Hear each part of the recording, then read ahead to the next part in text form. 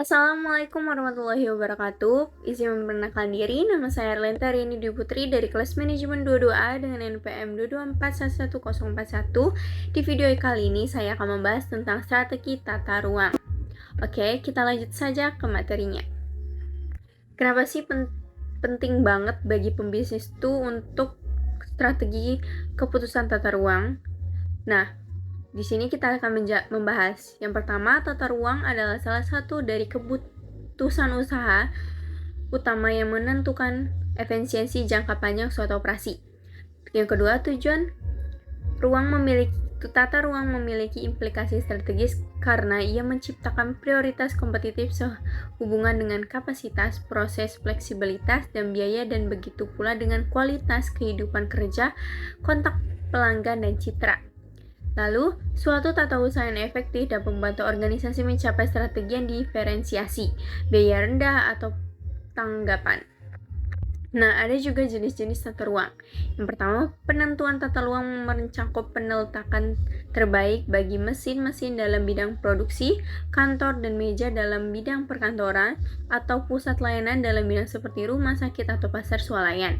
Yang kedua, suatu tata ruang yang efektif memungkinkan aliran material, orang, dan informasi di dalam dan antar area. Ketiga, dalam hal ini ada 7 jenis tata ruang. Yang pertama ada tata ruang kantor, tata ruang toko eceran, ketiga tata ruang gudang, yang keempat tata ruang posisi tetap, yang kelima tata ruang berorientasi proses, yang keenam tata ruang sel kerja, dan terakhir yang ketujuh tata ruang repetitif dan berorientasi produk. Lalu kita lanjut ke tata ruang kantor. Nah, ciri-cirinya itu perhatian utamanya pada aliran informasi yang tujuannya untuk menentukan lokasi pekerja, memerlukan kontrak sering dan berkaitan satu sama lain, serta memerlukan pengelompokan pekerja beserta pelengkapan dan ruang demi kenyamanan, keamanan, serta penggerakan informasi. Tata ruang kantor berada dalam aliran konstan sering dengan berubah teknologi yang melanda masyarakat untuk mengubah cara kerja kantor. Terdapat 2 tren tata ruang kantor, yaitu teknologi. Ada telepon, iPod, maksimal, internet, laptop, dan tablet mengizinkan peningkatan dalam tata ruang, fleksibilitas dengan menyalurkan informasi secara elektronika, dan mengizinkan para karyawan bekerja di luar kantor. Kedua, perusahaan-perusahaan modern menciptakan kebutuhan dinamis bagi ruang dan layanan. Contohnya perusahaan Allstate Insurance, Microsoft Corp. Selanjutnya ada tata ruang toko eceran, yaitu dilandasi gagasan bahwa penjualan dan keuntungan bergantung secara langsung dengan pemanjangan produk-produk terhadap pelanggan. Semakin besar angka pemanjangan, semakin besar penjualan dan semakin tinggi imbal hasil investasinya.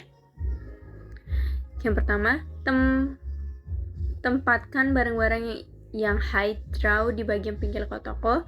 Yang kedua, gunakan lokasi-lokasi utama bagi barang-barang bernilai tinggi dan margin tinggi. Yang ketiga, distribusikan apa yang dikenal dalam pelanggan sebagai kekuatan barang.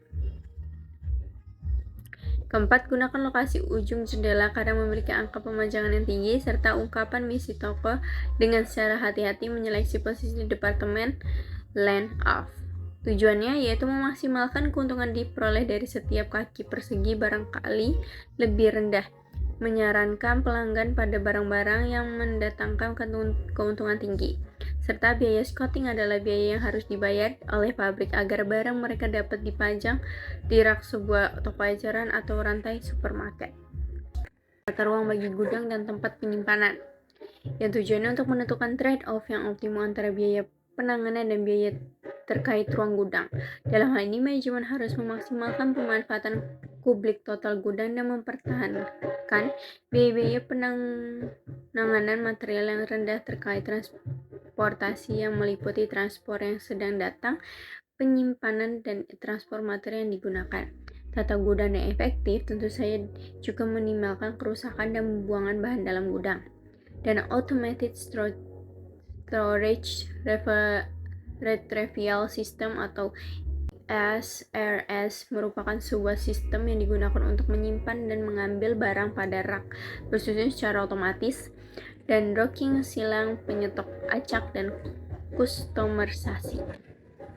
Selanjutnya yang keempat ada tata ruang posisi tetap, yaitu sistem yang memusat perhatian pada persyaratan tata ruang proyek tidak bergerak atau tetap. Teknik dalam pembangunan tata ruang posisi tetap dirumuskan oleh 3 faktor yang terdapat.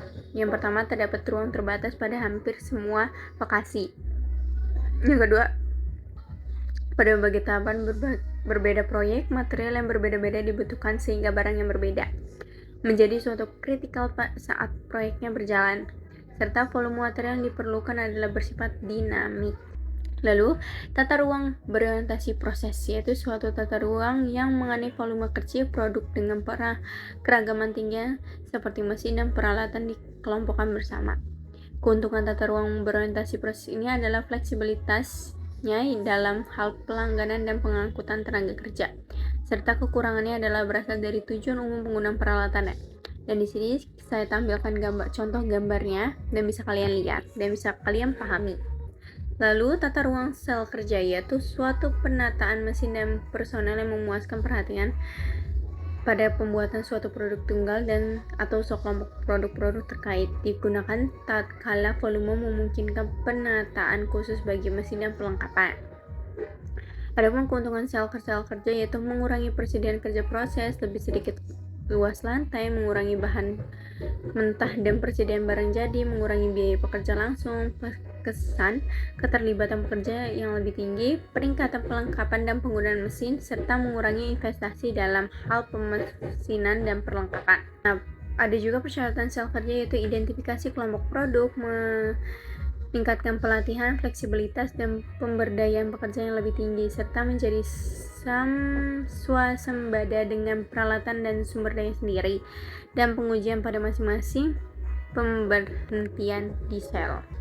Yang terakhir yaitu tata ruang repetitif dan berorientasi produk, yaitu di organisasi di seputar produk-produk atau kelompok. Dua jenis tata ruang di berorientasi produk yaitu lini pabrikasi dan perakitan. Mungkin ada kekurangan.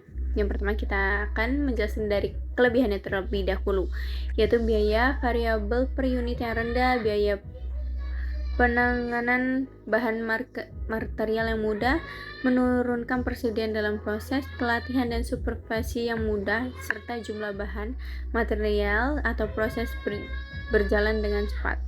Dan selanjutnya kita akan menjelaskan tentang kekurangannya, yaitu volume yang diminta tinggi, penghentian kerja pada satu titik, dan fleksibilitas proses yang diperlukan.